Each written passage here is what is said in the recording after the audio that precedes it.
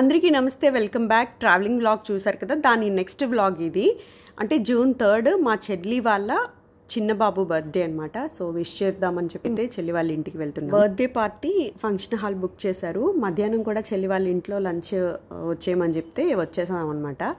So స్టార్టింగ్లో తనని పలకరిస్తున్నాను కదా, తను ఎవరంటే చెల్లి వాళ్ళ పిల్లల్ని చూసుకోవడానికి మెయిడ్ అనమాట. సో ఇప్పుడు చెల్లికి స్కూల్ స్టార్ట్ అయిపోతుంది, ఇంకా ఇద్దరు పిల్లల్ని తనే చూసుకుంటారనమాట. సో మా మరిది గారు కూడా మార్నింగే క్లినిక్కి వెళ్ళిపోతారు, తను కూడా బిజీగా ఉంటారు. సో పిల్లలిద్దరినీ చిన్నప్పటి నుంచి, పెద్దోడిని చిన్నప్పటి నుంచి తనే చూస్తున్నారు, అండ్ చిన్నోడు పుట్టిన తర్వాత కూడా ఇద్దరిని తనే చూస్తున్నారు అనమాట. చాలా బాగా చూసుకుంటుంది పిల్లల్ని. మార్నింగ్ నుంచి వెళ్దాం అనుకున్నాం, బట్ మేము ఫ్రెష్ అయ్యేసరికి 12 అయిపోయింది. వచ్చేసరికి పిల్లలు ఇద్దరు పడుకున్నారనమాట, అంటే ఆఫ్టర్నూన్ 12. సో ఇప్పటి వరకు ఆడుతూ ఉన్నారంట. సరిగ్గా మేము వచ్చే ఒక 10 minutes ముందే పడుకున్నారు. నేను లేపేద్దాం అనుకున్నాను వెళ్ళి గోల్ చేసి, బట్ ఎందుకో పిల్లల్ని చూడగానే లేపాలనిపించలేదు. ఎలా అయినా మా గోల్కైతే చిన్నోడు లెగిస్తాడు.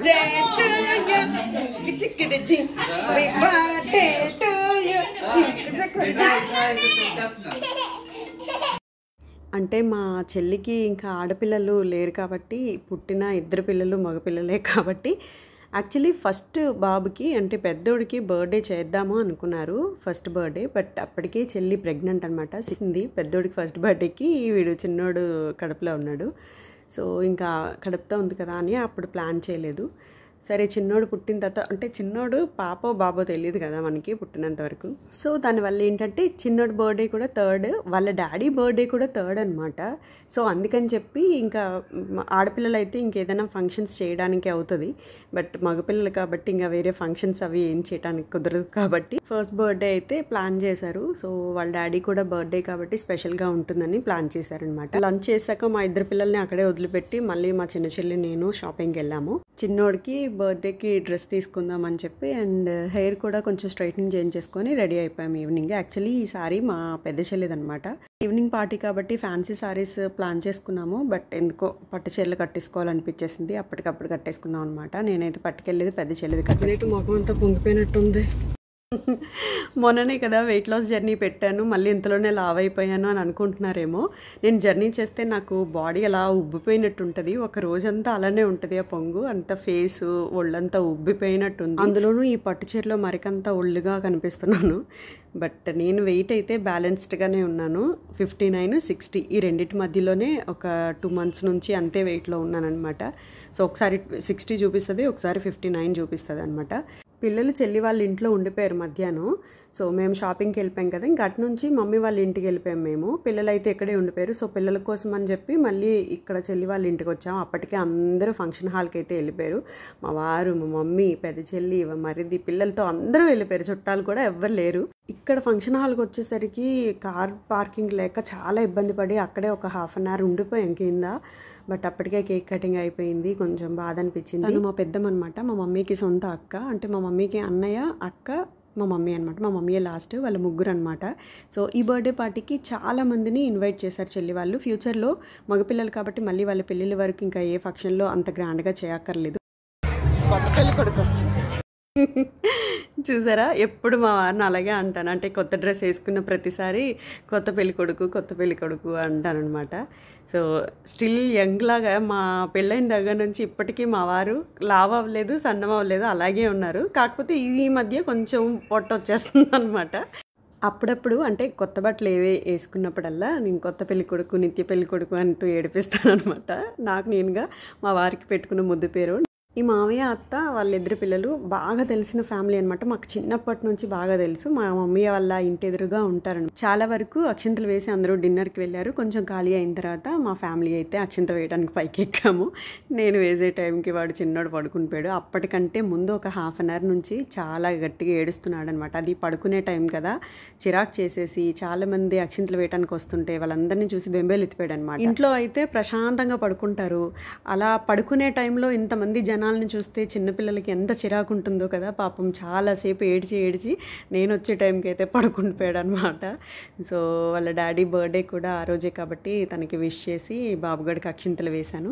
అంటే పెద్దోడికి చిన్నోడికి బారసాల చేశారనమాట. అంటే ఉయ్యాలు వేయటం, పేరు పెట్టడం ఉంటుంది కదా, అలాంటి చిన్న చిన్నవి చేశారు. ఇంట్లో ఓన్లీ ఫ్యామిలీ మెంబర్స్ వరకు, రిలేటివ్స్ వరకు చేశారు. బట్ అప్పుడు నేను విజయవాడలో ఉండటం వల్ల ఇద్దరికీ నేను రాలేకపోయాను. ఆ ఫంక్షన్స్కి రాలేదని చెప్పి చెల్లి కొంచెం ఫీల్ అయిందనమాట.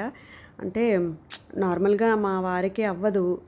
సో ఒక్కదాన్ని నేను ఎప్పుడూ జర్నీలు చేసి అంత దూరం లాంగ్ జర్నీ చేసి నేను వెళ్ళేంత పెట్టుకోను అనమాట. మా వారు లేకపోతే నేను అసలు ఇల్లు గుమ్మం దాటను. ఇంతవరకు పెళ్ళయింది 13 ఏళ్లలో ఎక్కడికి వెళ్ళినా ఇద్దరం కలిసే వెళ్తాం అనమాట. సో మా వారు లేకపోతే నేను అసలు ఎక్కడికి వెళ్ళను. ఇంట్లో ఫంక్షన్స్ అయినా ఎక్కడికైనా బయటికి వెళ్ళేదైనా మా వారు లేకపోతే అసలు వెళ్ళను. వైజాగ్లో ఉంటే మా మమ్మీతో వెళ్తాను, లేకపోతే చెల్లెలతో వెళ్తాను. ఇక్కడ ఉంటే మా వారితో వెళ్తాను అనమాట. అంతేకాని ఒక్కదాన్ని ఎప్పుడు అస్సలు బయటికంటే ఒక్కదాన్ని వెళ్ళాలి అన్న థాట్ అయితే తీసేస్తానమాట. అసలు పెట్టుకో. అందుకే ఎక్కడికి వెళ్ళాలన్నా మా వారి పక్కన ఉండాలి. మా వారికి అవ్వకపోతే ఇంకా వెళ్ళాలి రావాలి అన్న ఆలోచన తీసేస్తానమాట. ఇంకా ఈసారి బర్త్డే పార్టీకి రాకపోతే చెల్లి చాలా ఫీల్ అవుతుంది. ఫస్ట్ బర్త్డే కాబట్టి, అందులోనూ వాడంటే బాగా ఇష్టం నాకు, చిన్నోడంటే. సో అందుకని చెప్పి మొన్ననే ఎలక్షన్ టైంలో వచ్చాము. బట్ మళ్ళీ తప్పలేదు, మళ్ళీ వెంటనే జర్నీ చేయాల్సి వచ్చింది. మా ముగ్గురం ఎప్పుడు అనుకుంటాము మా ముగ్గురికి ఒక ఫోటో తీసుకోవాలి అని చెప్పి బాగా నీట్గా రెడీ అవుతాము.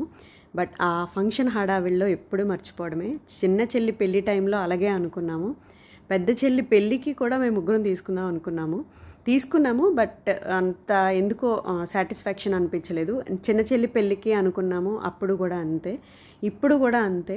తను ఏంటంటే ఆ గ్రీన్ సారీ ఆవిడ చెల్లి వాళ్ళ కొలీగ్స్ అనమాట. పెద్ద చెల్లి వాళ్ళ స్కూల్లో టీచరు, తను చాలా సీనియర్ అనమాట. చెల్లి ఒక్కతే జూనియర్ టీచరు, మిగతా వాళ్ళందరూ సీనియర్సే.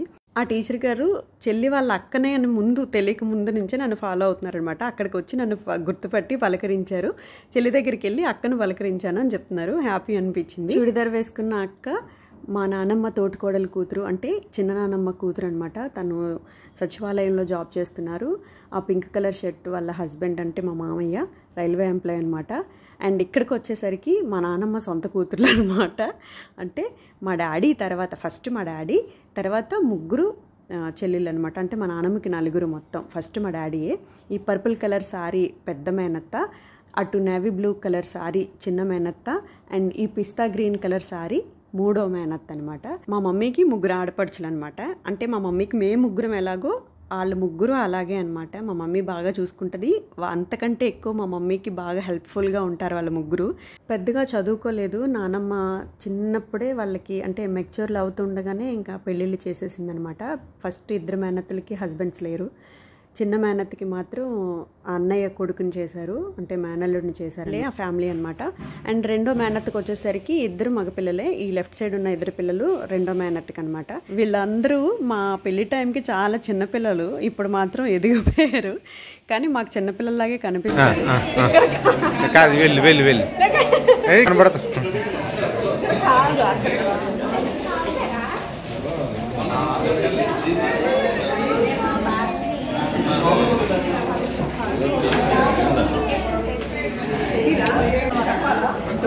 నేను ఎవరు చెప్పాలి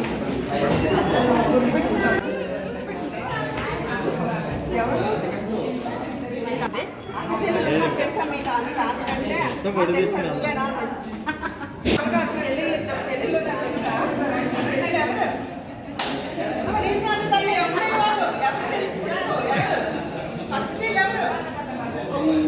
నేర్పించట్లేదా?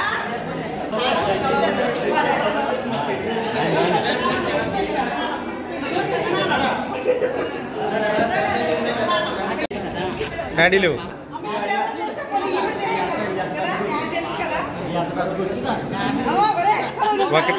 ఒకటి అందరికి ఇచ్చి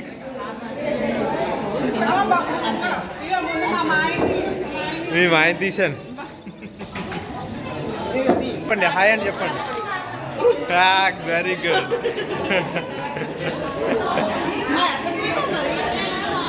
మీ అత్తను తీసానే బాబు.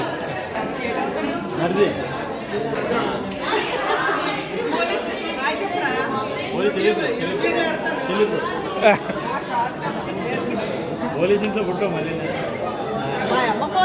మా పెద్ద చెల్లి రిటర్న్ గిఫ్ట్స్ కొన్నదనమాట పిల్లలకి. సో లియా లిన్సీకి అప్పచెప్పింది, పిల్లలు ఎక్కడ కనిపిస్తే అక్కడికి వాళ్ళకి గిఫ్ట్స్ పంచండి అని చెప్పి. ఇంకా వాళ్ళిద్దరు అదే పనిలో ఉన్నారు. ఇక్కడేమో మా పాస్టర్ గారు అంకుల్. మాకు చిన్నప్పటి నుంచి మా ఇంట్లో ఏ ఫంక్షన్స్ అయినా పాస్టర్ గారి చేతుల మీదుగా జరిపిస్తాము. ఫంక్షన్ హాల్ కొంచెం ఖాళీ అయ్యేసరికి ఇక్కడ అందరూ ముచ్చట్లు పెట్టుకున్నారు. అందరూ హాయిలు చెప్పేస్తున్నారు. సరిపోయింది.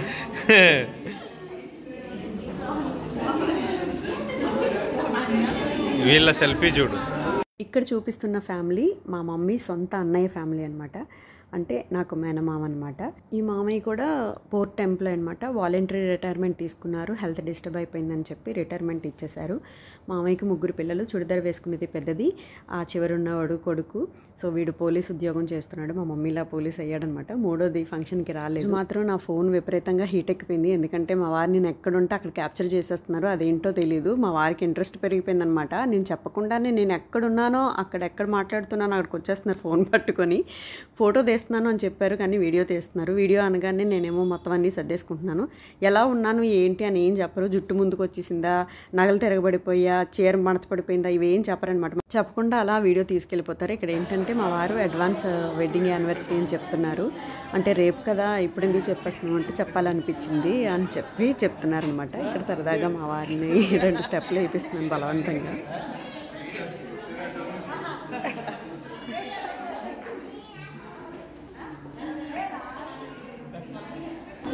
ఇక్కడ ఇన్స్టాలో రీల్స్ అప్పుడే స్టార్ట్ అవుతున్నాయి.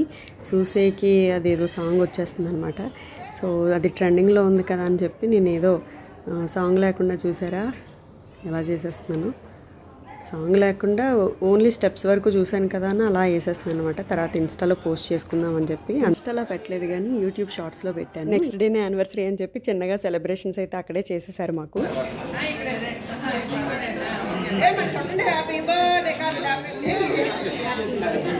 Happy anniversary. ఓకే, ఎలా చూడండి. ముందు ఒకరు పెట్టండి.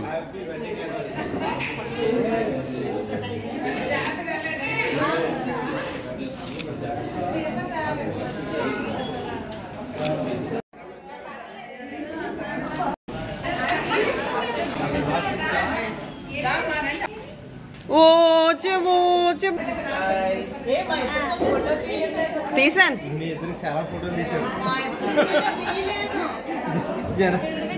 లీడ్ చూడు, లీడ్ బాధ చూడు, ఈడు చూడు.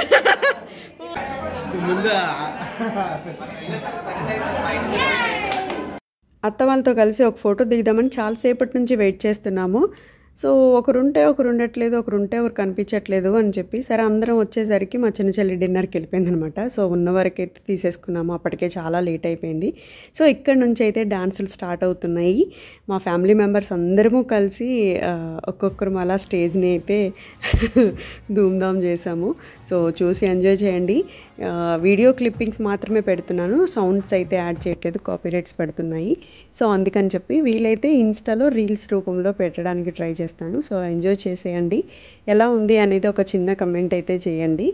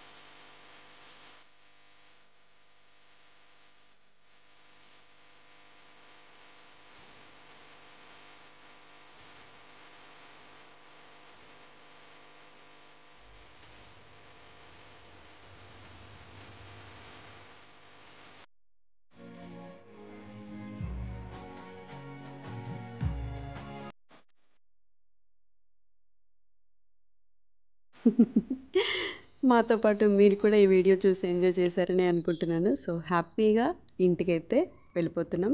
బర్త్డే సెలబ్రేషన్స్ గ్రాండ్గా జరిగాయి. కొన్ని మెమరీస్ని మేము గ్యాదర్ చేసుకొని హ్యాపీగా ఇంటికైతే వెళ్ళిపోతాం. ఈ పార్టీ నుంచి మమ్మీ వాళ్ళ ఇంటికి వెళ్ళిన తర్వాత వీడియో కూడా పెడుతున్నాను చూడండి. మేము 12 గంటలకి మ్యాంగో తింటున్నాం.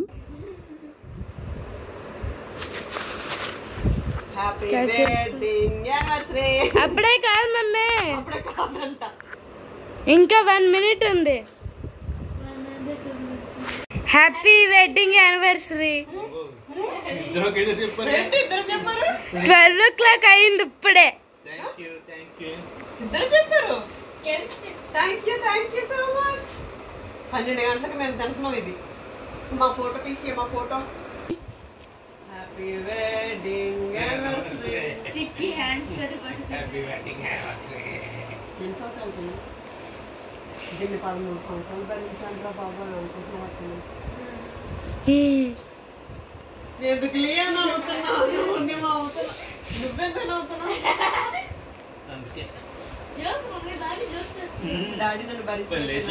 ఇప్పుడే 1 minute అయింది. మీ వెడ్డింగ్ యానివర్సరీ అయిపోయింది. వెడ్డింగ్ డే వీడియో కూడా అప్లోడ్ చేస్తాను. వీడియో నచ్చితే ఒక చిన్న లైక్ అండ్ కామెంట్ చేయండి. Thanks for watching.